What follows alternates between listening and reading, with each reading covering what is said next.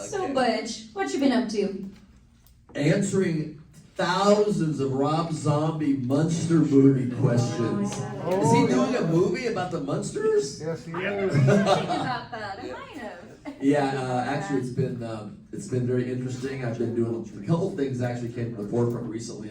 Unfortunately, last year, the biggest Munster collector in the world passed away, and he was the gentleman that produced Ancient Aliens, and he handled all the Irwin Allen properties, and he did the Curse of Oak Island. And anyway, he died, and they just auctioned off his collection recently at the Munster Mansion in Waxahachie outside of Dallas. So the last few months between him passing and Rob Zombie doing the movie and then the Munsters itself, it's been very busy. I've been kind of active, so I've been busy crisscrossing the country. I just got to the West Coast and we had this book, so I was glad to come back and visit the Days of the Dead family. Well, we're happy to have you back. We got to have the pleasure to talk to you in Indianapolis in July, so I was so excited when I saw you added to the lineup, and I'm like, Yeah, you guys always draw such a great crowd. We always have a good time. So it's always a pleasure, and thank you all for coming to class. There will be a pop quiz later. Homework will be issued. Yes. And if you forgot your pens, you know we have dolls and quarter pens over there. If you did not come prepared, there's your pens. Okay. So, Butch, we would love to know: do you have a favorite Munster memory? You know, it's funny, the book at my table, it's called Munster Memories, and when I was doing it, what happened was so many people would come to the table and share these very, very fond moments that the show had in their memory, whether it be watching it as a kid coming home from school, their mom was making cookies and they had their snacks, or they watched it with a favorite aunt or uncle who's no longer with them, and it was always a very warm sharing experience with these people. So I started thinking to myself, I go, this would be a great book, just the stories that I've been privy to from people coming up and sharing memories. So I'm doing the book. I tracked down some of the people that were involved with the show that are still alive. Mike Westmore, my makeup man, Bill Mooney, other people. George Barris at the time was alive. So I put together as many people that had something of a hands-on nature to the show with their stories, then people who had met their stories, like this one woman, I remember her very vividly. She had Lily Munster tattoos, and she looked, very goth, but she was very much raising her family like Lily Munster would. She thought she was the ultimate mom, even though she happened to be like a matriarch of the Munsters. She had good, solid advice, and she was a good mom. So she was, this would be a Lily Munster moment. What would Lily do? So I used her story, and one thing led to another, and I created this book called Munster Memories. But to answer your question long-windedly, when it came to my story, from the editor, he goes, well, what's your favorite Munster memory? I go, well, the Munsters was my job, and I really enjoyed doing it, and I have a lot of memories, but my favorite memory wasn't from the Munsters. It was from having free time and going to explore the Universal Studios at my leisure as a 12-year-old little kid.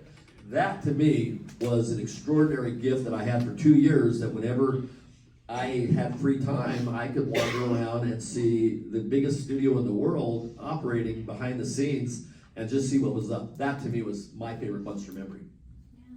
And the Munster still continues to reach new audiences. People still connect with it so deeply. Why do you think that is? Why do you think that the Munsters just lives on? Once in a great while, and it's not very often, there is magic with a cast and the writers, the social atmosphere, just the time it was made. The 60s was a very unusual time, magical time for music and movies and television. But once in a great time, just the perfect storm creates itself, and the show will take hold. And that was the Munsters. It was, it was totally not believable, but it was in a period when people were being entertained. Television was the weekday evening entertainment portal. People were coming home from work, they had TV dinners, TV trays. Mom would make dinner, everybody would sit around and eat, and then they would turn on the TV set. So it was a very warm, fuzzy feeling for a lot of people that lived through it originally, like myself, baby boomers. But there were some shows that were non-reality based that were just there to make you laugh and have a good time. And they were like Mr. Eds, of which I did too. My Favorite Martian, which I did. I Dream of Jeannie. Bewitched. Even as far as, My Mother the Car. I mean, there were some really clunkers, but the bottom line was television writing and comedy was in a really good phase right then because there was a lot of great talent that was doing television. For instance, we had great guest stars. Don Rickles, Frank Gorshin, Harvey Korman, Paul Lynde as Dr. Dudley. There was a very long laundry list. So once in a great while, a show like that just is on long enough to capture your attention, but not too long to get stale. And that was The Munsters. It was a little 2-year window show. We did 70 episodes. We had cool cars. It was well produced. Great makeup, great special effects, and funny scripts. And it was done by the people that did Leave It to Beaver, who knew how to make a great show about a family value situation, which was very strong. And it was also done at Universal Studios, which was the monster studio that had the best sets and the best makeup, and they knew how to create Frankenstein, Dracula, the Wolfman, vampire, and the creature, which they utilized in the Munsters. So it was a magical time that just couldn't have been factored in. Nobody knew it was going to be so popular, but it is, and it remains popular because of the family values, I think, and the fact that it was well produced. So what was it like being like a child star? And what was it like going to school after that? Well, I would say horrible. Kids are kids. And I went back, I lived in a town called Gardena, and when I went back into school, I left in the 5th grade to do the show, and I came back in the 7th grade. Well, that's a big window because when you get in the 5th grade, you're still pretty much a kid. But when you're in the 7th grade, you're 12 years old and almost 13, and you're going back into a school where now you're going to different classes, and you're like the youngest of a 7th, 8th, 9th middle school. We had 3,500 students in this school. It was a big school. And kids will be kids. So when Eddie Munster returned to school, it was a problem for the school because what happened was when I would go to nutrition or lunch, I would be minding my own business, and hundreds and hundreds of kids would be milling around, looking, poking, asking questions, making funny remarks, trying to be a smart ass, whatever. But the bottom line was they weren't going to class, and it was causing a disturbance in the school. So their solution was to throw me out, to get rid of the problem. I understand that. But I didn't want to go to private school. So my mom lobbied to say, can you take back, Butch doesn't want to go to public school. He doesn't want to go to private school. He wants to go back to public school. They go, well, we'll give it one more shot. I go back in. Again, the problem is still there. So finally we came up with a solution that I wasn't going to go into public nutrition or lunch. I would eat in a private room. And that sucked. That was not what I wanted. So eventually, I got a couple friends in the 9th grade real fast, and they kind of protected me a little bit, and it wore off mostly within about 3 weeks. But still, even to this day, my mom still lives in the same house, 1962 that we bought. People still knock on the door. Is this where Eddie Munster lives? I went to school with Eddie Munster. He threw great parties. Is he still around? So basically going back into class, it gave me thick skin because you learn to just not let a few kids, not a few kids, a lot of kids who were bugging you. And I was really small for my age, but I weathered it, and it made me probably a better person. And I think all in all, it was a good experience because I got an education I wanted, social skills, interacting with the other kids, and not letting them beat me down and make me do something that I didn't want to do. So it kind of gave me some fortitude. And tell us a little bit about how you got the role on the Munsters. What was the audition like? This is interesting too because you consider Eddie Munster. I did a lot of work in my, from 60 to 75, I worked a lot. But the Munsters obviously is the key show that I did. And it came about accidentally. It really did. In fact, I got into the business accidentally. We'll touch on that after. But first of all, Bill Mooney, Lost in Space, Will Robinson, worked. I worked a lot. He worked over the top crazy. He was always working. But, he lived in Hollywood. I was outside of Hollywood, and I still kind of wanted to go play football and ride skateboards and mini bikes and stuff. So I think that I had a little bit of more of a distance factor. But Bill was their first choice. And his mom turned it down because she didn't like the idea of him being in makeup. Okay, now I'm living in Illinois with my grandmother at the time, so I'm not really around the casting at all. It was like out of sight, out of mind for me. Then they hired Happy Dermott. If you ever see the Color Pilot, they have another mom named Phoebe, is her character name, Phoebe Munster, and a woman named Joan Marshall, an actress that looked a lot like Morticia, the Carolyn Jones look, and the networks looked at the pilot. They green-lighted it, but they said, with conditions, we need to change the mom and the kid. So my agent, Mary Grady, the powerhouse Hollywood agent at the time, she caught wind of it and convinced them to fly me out to Illinois for a screen test before they made a decision, which they did. And I went from the airport to the studio. They hired me. They said, make arrangements to report to work. I go, my mom's living in the East Coast. I don't have a family out here. So I moved in with my uncle, who picked me up at the airport. So it was one of those deals by proxy, kind of like by default. Bill turned it down. Happy, the networks didn't like Happy. They weren't happy with Happy. And Butch Patrick, who they saw me on The Real McCoys, was hired. And then that's kind of how it happened. I hired a woman to take me to work. I flew back to see my mom once a month in D.C. My dad was a baseball player my stepfather, was a baseball player with the California Angels, the L.A. Angels back then. He was traded to the Washington Senators during that period. So for the next 2 years, it was a very hectic schedule for me, before, visiting my family and living with my uncle and hiring a woman to take me to work. But that's how I wound up doing the Munsters, and it changed my life. And you touched on how you got into the industry itself. Yeah. How did that happen? My sister, who's sitting at my table, she's never been to a Days of the Dead, so I invited her out because I knew she would like this particular one, and we have friends in Chicago. So she was a beautiful little girl. She's 5 years younger than me.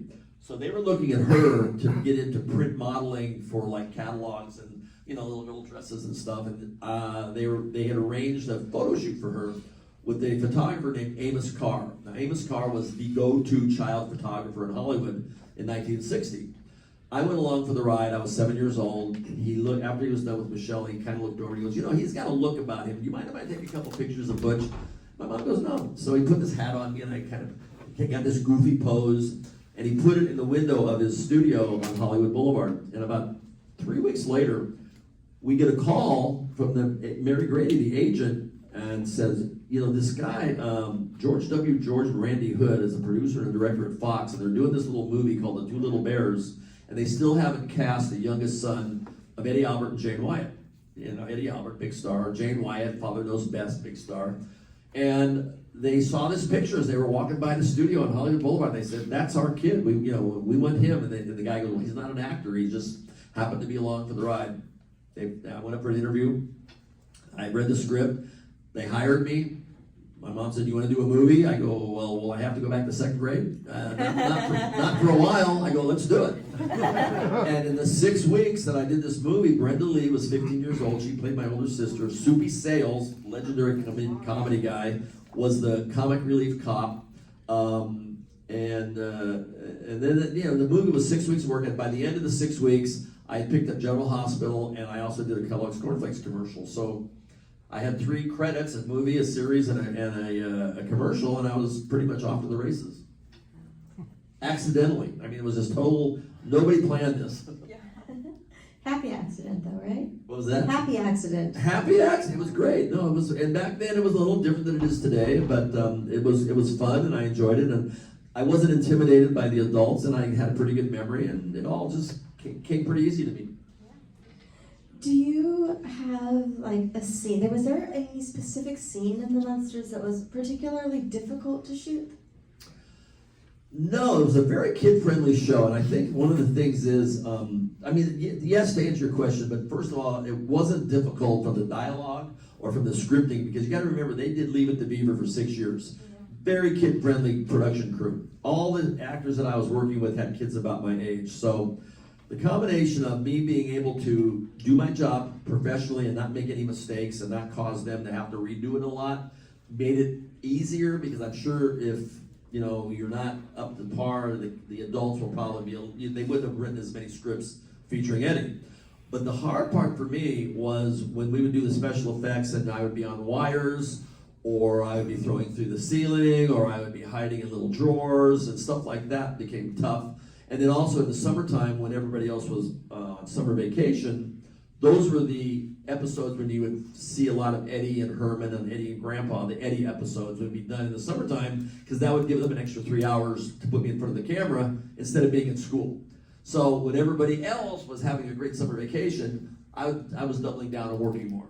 But, it goes with the territory. Do you remember how you kind of felt after the first episode of The Munsters, like after you finished shooting that first episode? Yeah, I do. The first week was very, very tough because number one, the makeup was not working at all. They had us grease painted up, and then they would throw a ton of powder on us, and the lights back then were much hotter than they are today. They had big arcs, and it was you would walk from the shadows, but once you reached the set, the temperature would be about 40 degrees hotter. It was like really hot, and Fred Gwynn will attest to this because he lost so much weight in his Herman Munster suit. But the makeup was a real problem. And by the end of the second week, they had figured out that it wasn't going to work. And Max Factor, the company, had made a pan stick, a very pliable, applicable thing that went on very easy with a sponge. It wasn't painted on, and it worked really well. So once we got the makeup done, and by the second or third week, they had adjusted like Al Lewis's nose, Grandpa. First it was really long, then it went short, then it went long again, and Herman's headpiece was like very noticeably bad. And it took him about a month to figure out the makeup, but once they got everything down and it was easy to go into makeup and you didn't have to worry about it, 24 hours a day, then it was a lot easier. Why do you think the Munsters has survived all these generations and just keeps getting rediscovered and will live forever? Well, what's the magic? Well, the quality of the show, if I watch the show, and when I watch it, I certainly don't watch it for me or the cast because I'm used to that, but I will watch it for the set design, and I'll watch it, I listen to the music and the soundtrack. It's got a great audio track. It's got great sets. It's well dressed. The cobwebs, the smoke, the scripts were funny. The acting was great. Fred and Al were a wonderful comedy team. Yvonne, they thought she couldn't do comedy, and she stepped in from being a huge movie star and owned Lily Munster and became a wonderful TV mom. And it was a believable family unit that, sure, they looked like monsters, but never once did you ever think that Herman Munster was Frankenstein. He looked like Frankenstein, but you never, ever were scared of him. He was just a lovable, warm-hearted person that was a believable family unit in a middle America, Mockingbird Heights, USA. And those kind of warm, fuzzy feelings are what keep people coming back. And what amazes me is the kids that are introduced to it today like it. And it's black and white, but they like it for the family values. The warmth. So we know you're a car guy. Tell us a little bit about your show, Coach to Coast. Oh, yeah. Well, Coach to Coast was a YouTube channel. I have a Munster coach and a Dragula, and I do a lot of automotive events. I think probably growing up with George Barris as my Uncle George at his shop led me down that path, and then hanging around the drag strips in the late 60s and the early 70s also helped. But being a car guy, with my Munster coach at Dragula, yes, I do a lot of events that way. And while I was on the road, a friend of mine who's a YouTube guy, and he also was the cinematographer for a series that I did a few years ago, said, while you're on the road, Butch, if I give you a camera and tell you what to do and you send it back to me, we should do a YouTube channel. And we named it Coach to Coast, spelled with a K. And it happened right before the pandemic hit. So it kind of stalled out. So now what we've got, instead of resurrecting Coach to Coast, which is still there, we came up with a new one that's about to launch hard, and it's called All Things Munster, ATM. And the first episode will be Rob Zombie in the Munster movie, so I'm waiting until I'm going to do something for the movie here next month. Then I have a nice piece for George Barris, which is All Things Munster, and then I'm going to a couple current shows and a couple projects, but I'm going to encapsulate everything that I do underneath one new channel called All Things Munster on a YouTube channel. So if you want to check it out, it's there right now, but it's sort of a soft launch. We really haven't pulled the trigger on it. You'll be one of the early subscribers. Thank you. So I'm sure some of you in the audience have some questions. Raise your hand high. And talk loud because I'm deaf. What was your favorite memory working on The Simpsons? That was, they give you really good stuff, toys. My jacket is like, I have my jacket here. It's the warmest jacket I have. I'm coming to Chicago. I very rarely wear my Simpsons jacket. I was so disappointed, but not, here's what happened. They called me up, all right, I'm going to be on The Simpsons. When the third season was on, it was 1991, I told someone, I go, God, I would love to be a guest voice on that show before it goes off the air, because the rap party is going to be killer with all these rock stars and everybody who's been a guest voice, right? Well, 32 years later, it still hasn't wrapped. And most of the people I wanted to meet are dead. So the deal is yeah, I was happy to do it. They fly me out. I get there. I walk in. There's a studio with 17 microphones in a big circle, and I'm the only person there. Nobody else was there. I had to do my lines alone. And I go, this is like really disappointing. You know, I'm hoping to meet some people. But what they did is they gave me a box full of goodies and some nice stuff. They were very kind and very nice, but sometimes the movie business, it's not as glamorous and fun as you think it is, because I was hoping to meet some of the cast members, which I didn't. But I'm really glad to have done it, though, because it was a great experience to be part of the Simpsons family. You, sir? Oh, hi, I'm Brian. I Brian. have so many questions. So back in the day when you guys were making the Munsters and the Addams Family, was there any animosity? Did you guys ever get together? I'm Camp Munsters, but you know. Now there's another interesting thing about the Munsters too, is never had there been like a friendly rivalry of two similar shows, 2 exact years.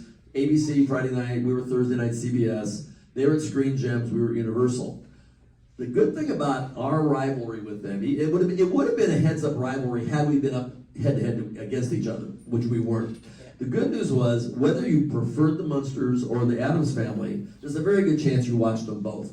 So we actually helped each other with this friendly rivalry, and that was a good thing. I like your pinball machine better. Do you have one? A Munsters pinball machine? No, I did a lot of the pinball festivals. I do not have a Munsters pinball machine at the moment. I sold my house a couple years ago. I've been on the road. I really wouldn't have a place to put it, but I'm going to get one because I play it. It's a great machine. It is.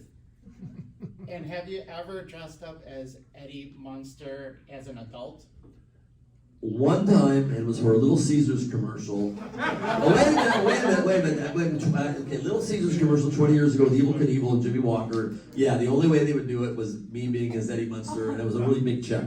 So, number 2, there's a convention. Occasionally, this one particular convention had their celebrities all dress up in character, and I did it out of solidarity because Sid Haig was dressed up, Bill Mosley was dressed up. Yeah, and Eddie Munster, I dressed up as Eddie Munster, but not in short pants. Just the ears and the widow's peak. That's great. Who else out there? Anybody? Yeah, go for it. Was there, is there any show, special guest appearance that is your favorite or just sticks in your mind forever? You know. Yeah, I would, and it's very interesting that you mentioned that, because the same school that was giving me, you know, a tough time in the 7th grade, a year later, I would never tell kids at school what I was doing. It was pretty much private business, and I didn't want anybody to know. But I went up for an interview to do the Monkees Christmas episode, and I got the part. And everybody in that school knew that I was going to be on the Monkees, because at that time, for a 14-year-old kid, the Monkees were as big as the Beatles in America, and I was going to spend a whole week working with these guys, and it wasn't like you're like just one of the kids. This was like an equal part. They were like, I was in every scene with them, and we worked for the whole week, and I was really, really proud of that, and I still think to this day it's the best Monkees episode they ever did. They were just here 2 weeks ago. I saw them across the street at the Rosemont Theater, and they had some great stories. Yeah, they were great to me. I would remain friends with Peter and Davey. Davey, not so much. I knew Davey, and I liked Davey, but I saw Peter and Mickey the most. And Mike now, I've met Nez a couple times, but that was a big week for a kid to be part of the Monkees. And if you ever haven't seen the Monkees Christmas episode, holidays are coming up. It's a great episode. Here's why. At the end of the show, first of all, they sing Ryu Chu a cappella like the best you'll ever see. And then what they do is they talk into the camera, and they bring everybody from behind the scenes out in front and introduce the world to all the people that make the show happen. And this was literally how the week was. They were very likable. They were very energetic. They were very appreciative of their success. They were very happy with the people, and it was a team effort. And they brought all these people in front of the camera and introduced them to America. And that's exactly how the show was. It was really a fun week. Is there somebody that you haven't worked with yet that you really want to? Is there what? Is there somebody that you have not worked with yet that you really, really would like to? Well, there was when I was a kid, I really wanted to work with Haley Mills, and I missed that. But Summer Magic, I went up on the interview and I didn't get it. And I was really bummed. But yeah, I suppose. Let me think about that. I mean, I worked with Clint Eastwood when he was really young on Rawhide. But I'm a big fan of Clint, even though he's gotten up in age, but he's still knocking them out. You know, he's doing really well. You know, I don't actually dwell upon that too much. I'd have to think about that. But You still haven't fulfilled your Haley Mills dreams. well, no, I'm looking forward to working with Rob Zombie, to be honest with you. I really am. And, you know, because I know all the crew and I know all the guys, and it seems like a natural fit. So I'm thinking that I would love to collaborate with Rob someday. Sure.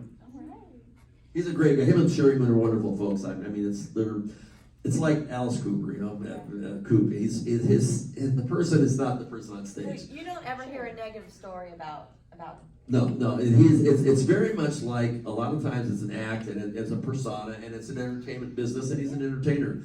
One of the nicest guys, you all know him. He's patient, he's wonderful, he's talented, he treats his people well, and that's how Rob and Sherryman are. I know a lot of people who have worked with him and they just can't say enough nice things about him. And when I went to his house, literally, when they come out, it's like she's in a sundress, a little hippie dress, and she's got cookies and iced tea. It's like Mrs. Cleaver is coming out with cookies for us. You know, this is not what I expected Rob Zombie's house.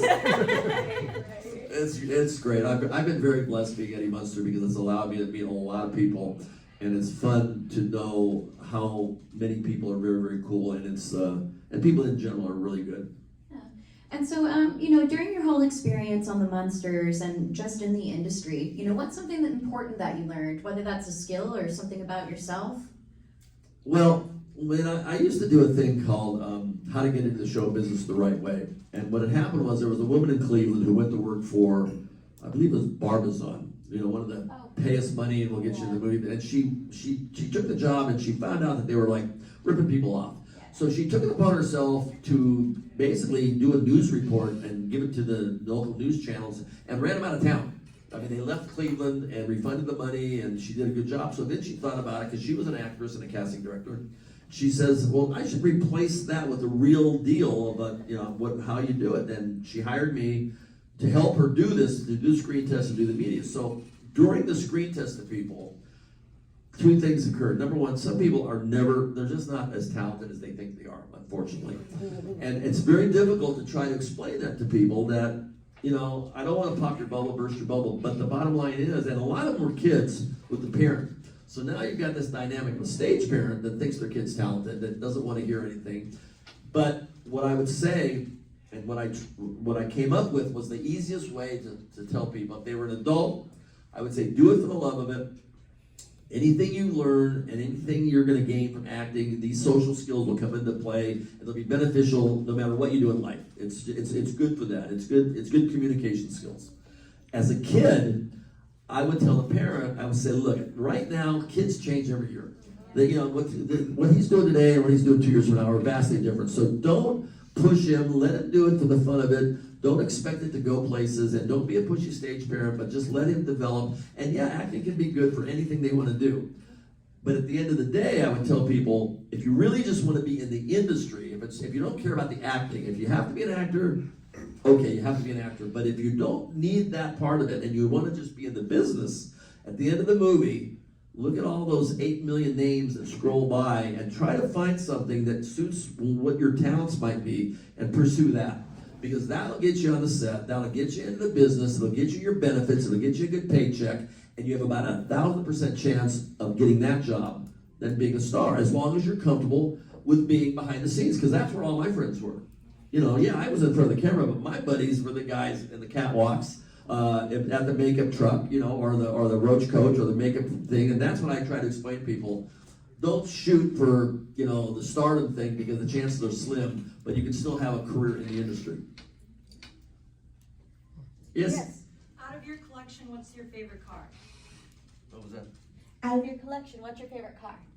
Oh, I don't really have a big collection right now. All I got is my Munster Coach, my Dragula, and my truck to tow it around. But I do. Oh, that's all? I did, and my Eddie Chopper, yeah, I got that. So no, I'm looking to reclaim my '69 Mach 1, which was my first car, and then I had a '69 427 Corvette that I really would like to not reacquire the exact car, but one similar to it, or a '67 Vet, which is a last C3 that they made. Excuse me, last C2.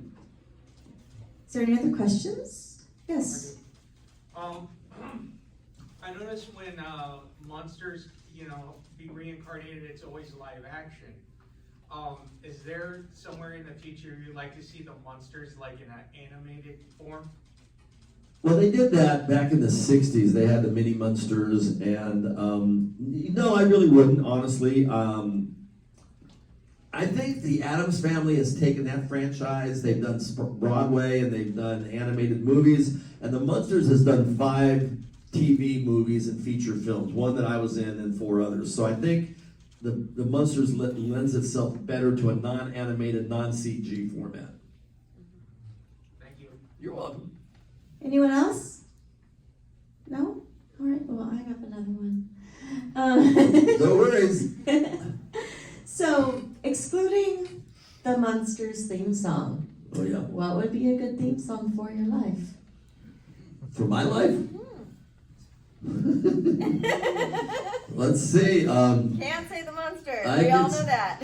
Okay, I got one for you. Yes. This is, okay, tomorrow I'll be 11 years sober. Okay, tomorrow is my sober birthday. I partied for 41 years through the 60s and 70s, 80s, 90s, and it was a good ride. But I think tomorrow would be a good song for me is like The Who, I Can See for Miles. or the future's so bright I gotta wear shades, something along that line to where the word, I've been through a lot. I'm a cancer survivor. I was in a really bad car crash where I broke my back and I wasn't supposed to walk, and my higher power's got some reason for me to be around and keeping me here. So what's funny about when not to be too heavily handed on this, but when I first got sober, my biggest problem was, oh my God, I'm never gonna have fun anymore. I'm never gonna have any more fun. What am I gonna do? Because all I know is, bars and, alcohol. And there's 2 people out there that are sober, and they are perfect examples of how much fun you can have. Alice is one of them. He's a huge sober warrior, and Bill Moseley.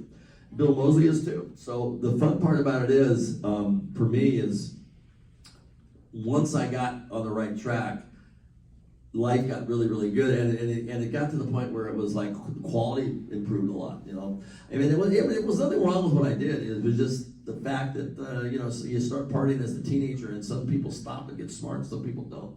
And I was one of those people who was a functioning alcohol and drug addict for like 40 years, and tomorrow is 11 years, so I'm really proud of myself. We need to say. My biggest accomplishment. And if you could give any piece of advice to your younger self, what would it be? We're just giving you a hard time today. No, you're taught never to never look backwards, always look forwards. But what I would have done, the perfect job for me in the movie industry, had I known it, and this is going backwards, would have been, I didn't want to be a director. Everyone wants to direct. That's more work than acting. I didn't want to work more. I wanted to work less. But I wanted to do something interesting. I would have been a perfect location scout because I love travel. A movie script is a very unusual piece of writing. You have to look at a script and you have to understand what needs to be done on each page. And it's not like a typical piece of paper with writing on it. So you have to know what's feasible. You have to know where you can do it. You have to be able to go into City Hall and talk to the mayor and get him to agree to shutting down streets or letting you do this or letting you do that. All the things that go into being a location scout would have been a perfect job for me. So in my hindsight, instead of just going and partying my life away at the age of 18, I wished I would have probably stayed within the industry and just taken advantage of the connections that I had and steered them towards a different kind of career. Sure. Yeah, that's all. I saw you had a question. Yeah, so many people that have roles that are so well known, at a certain point they really start to hate that role. Has that ever happened to you? And how did you kind of reconcile that? Everybody knows you as Eddie Munster, and you're not. You're Butch. Well, it's similar. Okay, something probably that will fall into the same type of answer is people say, do you feel you didn't have a childhood? Well, a childhood is a childhood. You know, whether you're, you know, you're a sickly kid, you're in the hospital all the time, that's your childhood. Whether you're working in a studio, it's still your childhood. I mean, childhood is a set of years from like, you know, 8 to 18 or 8 to 15. So I had a childhood. I just happened to have a childhood that kept me at the studios fairly often. But as far as the, did I miss anything, or did people treat me differently, or, you know, would I do it again? It's a case-by-case situation for people in the business. It's not for everybody. Most of the horror stories and the bad situations that have, you know, gotten a lot of press, a lot of that has to do with the home life and the pushy mother or father, the people that are living vicariously through their children and want them to be famous because it's for them and not for the kid. That's a lot of it. A lot of times, certain kids shouldn't be in the business. It's you can tell it's not a good fit for them, but they're trying to please their parents. Serving two masters, the director who's telling them what to do, and the parent who tells them what to do on the side, and it can be bad. But overall, the industry itself is pretty forgiving, and there's been a lot of really happy kids that grew up just fine. So there's a lot of factors involved in that. Does that help you out? I was thinking more along the lines of how everybody comes up to you and people you meet in your personal life, and how do you know that they really are interested in you as a person as opposed to the TV? Well, that is how, when I first started dating, I dated girls that had no idea what I did. I tried to find women that didn't know. That's why I didn't share a lot of my private stuff in public schools. A lot of people didn't even know I was an actor until I was like in my early 20s. Because of that, I didn't know whether they liked me, or, you know, they like the fact that I'm in the movies, or do they like the fact this. And I used to overcompensate on that, trying to be accepted by my peers by throwing the parties and having the beer and having the weed and having the fast car, because I wanted to be welcomed into the regular guy, you know, down at the gas station working on the car and stuff like that. It's a hard line, because you really don't know. And unfortunately, good extreme examples, but examples nonetheless, are the Michael Jacksons and the Elvises and all these people that wound up having a really tough go of it, because everybody was a yes man to them. Nobody ever told them no. They wanted to be next to you, and they weren't going to tell you something that might get you out of your inner circle. So doing this, you really had very few people that were looking out for your best interest, and you sort of had to weather the storm yourself. I would have not even put myself near that kind of category, but the same rules and similarities are there, just in a much bigger, high-profile sense with some of the famous people.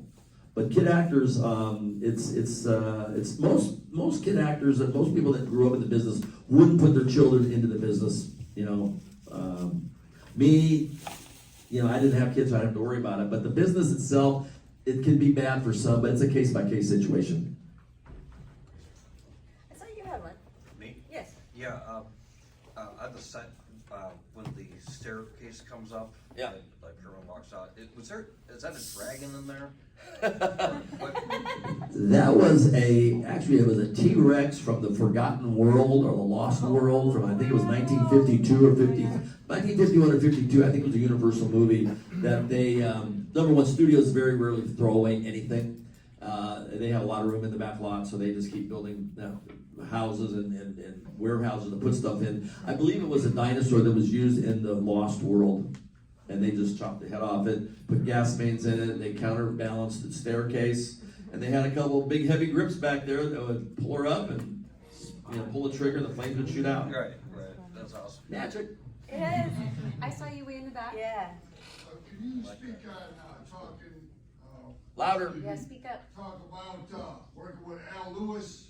Al Lewis, working with Al? Yeah. Speak grandpa. Heyman. Al Lewis was, he was a crazy man. He was wonderful, very outspoken, outgoing. Fred Gwynn and him were a great team. Fred was very reserved, Harvard, you know, Connecticut, theater. Al was circus, carny folk, vaudeville. Al was an activist in the radio. He had a restaurant owned by the mob. They were apples and oranges, but together they were a great comedy team, and I learned a lot from each one of them. And I was really happy to have been around them, and Yvonne DiCarlo and everybody else on the set. It was a great 2-year period for a kid from the time he was, 11 to 13. Good times. Tell us another one somewhere. Was it with you? What kind of music do you like? Who's your favorite artist? And do you like Rob Zombie music? I like Dracula. Yeah. I haven't really listened to that much Rob Zombie. I'm an old, stuck in the classic rock 60s and 70s. My first concert was Jimi Hendrix. My first 4 CDs, my 8 tracks. my first 4 8 tracks, and my mock one was The Doors, Jimi Hendrix, Blind Faith, and Cheap Trick. So I grew up in the 60s. My first girlfriend in 1969 lived in Laurel Canyon. I was privy to a lot of great music back then. So I'm sort of a Beatles guy, Rolling Stones, Who, the old school stuff. But I appreciate most anything. I really can't wrap my mind around rap for, never went down that road. But I do appreciate good music done. The disco period, I was out hitting the discos with the Bee Gees and stuff. It was horrible. The gold chains, the open shirt. It was hilarious. Kids don't know what they missed today. Growing up, I had the best window. I was born in '53. I caught a little bit of the '50s, all of the '60s, all of the '70s. A great window of life I've had. From what you know from meeting Rob Zombie and everything, do you feel he's really going to be, I guess, respectful to the Munsters franchise? Does he really want to make fans happy about what he's doing? Now, I've spoken to Rob, and I haven't actually been privy, and he hasn't asked my opinion, but here's my thoughts on this. Number one, he is, as Cooper, that's stage persona, and that is his music. Right. I don't know if you know this, but Rob actually designed Pee-wee's Playhouse, the set designer. He was a set designer, so he can work outside of that realm that he's known for, number one. Number two, Universal Studios is super protective of the Munsters franchise. They went 8 years. The Wayans brothers had licensing for 5 years. They didn't do that. They didn't do this. So I have to figure that 2 things have occurred. Number one, Rob has had to convince them that he is not going to try to redo Halloween as a horror movie, because the Munsters wasn't a horror movie. Right. So they got to stay in the same genre as a sitcom scenario. Will it be G or PG? It's got to be PG. I don't think it can just be, Shirley Temple type stuff. So it's got to have a zombie feel to it. But the fact that he hired Danny Roebuck to play Grandpa, Danny's a good friend of mine, and Danny was very dear friend with Kevin Burns, and Kevin Burns was the #1 Munster filmmaker, producer, collector in the world. So what they've got, in my opinion, is Danny's a perfect rock to be the center as Grandpa that Sherry can play off of, and the other gentleman, I cannot remember, Jeff Daniel Phillips. What's his name? Jeff Daniel Phillips. Jeff Daniels Stewart, is it? Phillips. Jeff Daniels Phillips can play off of. So I think that he structured the cast really well, that he has a solid Munster, rock to work with, and he's a huge fan. And he's a huge fan. He's a very talented filmmaker. I think that he's not going to try to redo the Munsters the same way it's been done. I think he's definitely going to put his stamp on it. But I think it's going to be within the parameters that Universal requires. So I'm hoping for the best, and I think it's going to be great. I don't know. Like I say, I'm not privy to what's going on a day-to-day basis, but I do know that he's had a lot of money to spend. They budgeted pretty well, and I think he'll do fine. I'm hoping for the best. Anybody else have questions? No. Alrighty. So I want to know who inspires you. Inspires me. Who inspires Butch? Inspires me. Doesn't have to be famous. Just who inspires Butch? Inspires Butch. Well, I've been very lucky as a kid. I met some very famous people, and as a kid, Walt Disney. I did some Disney work, and I met Walt when I was a young kid, and I just always enjoyed Disneyland as a kid. But I'm not too crazy about what they've done with Disney. Walt was all about the simpler times and simpler people, and I think it's become really corporate over the top. But I was happy to meet Walt. Evel Knievel. as a kid, when you had a mini bike and a motorcycle and a dirt bike, you couldn't get any bigger than watching Evel Knievel do his thing. And then to become friends with him later in life, I'll always be eternally thankful to being able to call him up and you know, just go visit him whenever I wanted to. Inspires me, you know, family, good friends, people. Jim A., a gentleman who owned the Oasis Treatment Center, who basically, you know, helped me and straightened me out and explained things to me differently and a different way to live. I probably wouldn't be alive if it wasn't for him. So yeah, I get inspiration from a lot of different places. Higher power, you know. I wake up, you know, and do a little prayer every day, every night. So there's a lot of places I find inspiration. Yeah. So is there any, do you have any favorite convention memories?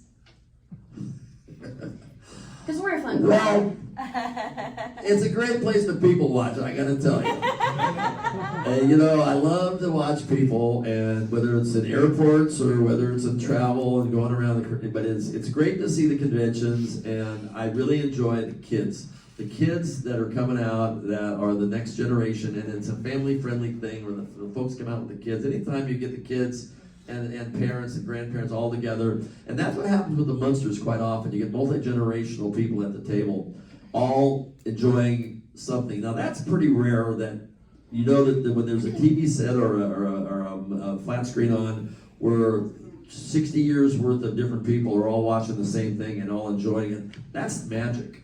That's very unusual, and I couldn't be more pleased when I see the kids and wandering around having a good time, and you can just sort of see that it's nice to see. Number one, it's nice to see people back out, yes. Mask or no mask. I just like to see people getting back to normalcy, and I couldn't be happier that it looks as though this is. I think the worst is behind us, and it's gonna be okay. So you have one more? I just, you know, was there any exchange of like with Pat Priest and Beverly Owens? Like switching roles, like, you know, you need to do this, to that. I don't know if you're aware of any interactions with each other before the roles were passed on to each other.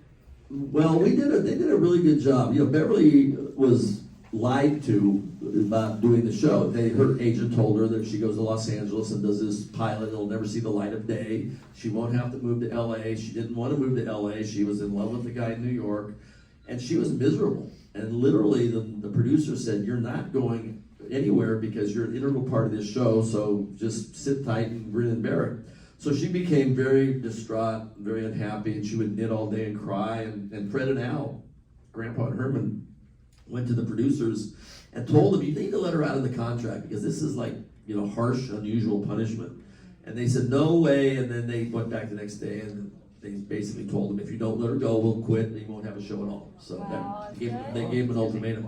So they let her out of her contract. They kind of blackballed her. She never really worked again. But she did go home and she married her sweetie and they created Sesame Street and somewhat of a happy ending. But Pat Priest stepped into the role, did a great job.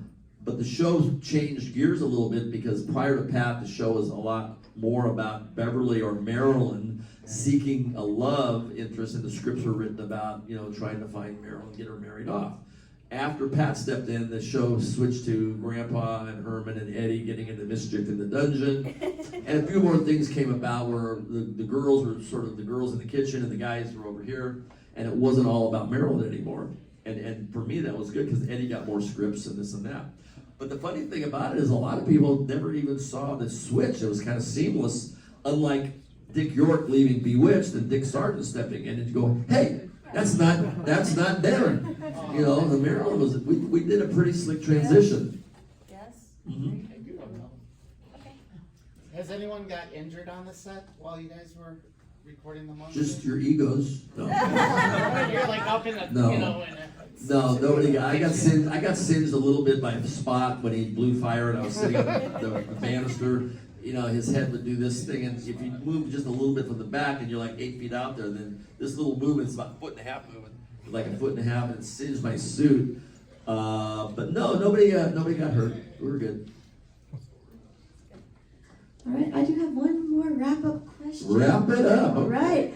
On our podcast, The Dolls of Horror, we always have a segment which is Epic Line. And we name our favorite line in whatever movie we're talking about. Do you have a favorite line from the Munsters? Oh, a favorite line from the. Yours or anyone else's? Yeah. Okay, there was a. Okay, I could probably muster one of those up. I think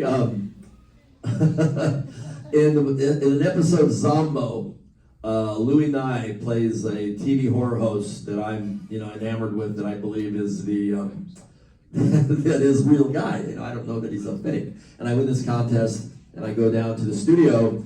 And as we go in, the producer, English-speaking guy, goes, "Oh, nice of you to dress up like in costume, to join us." And Lily goes, "Oh, yeah." So I'm walking around and I go, "Hey, Ma, look at Zombo's house. It's all crummy. Isn't anything real around here?" And the TV producer goes, "Real? Eddie, it's television. Nothing's real." And that is my goodbye to you all. Excellent way to end this one.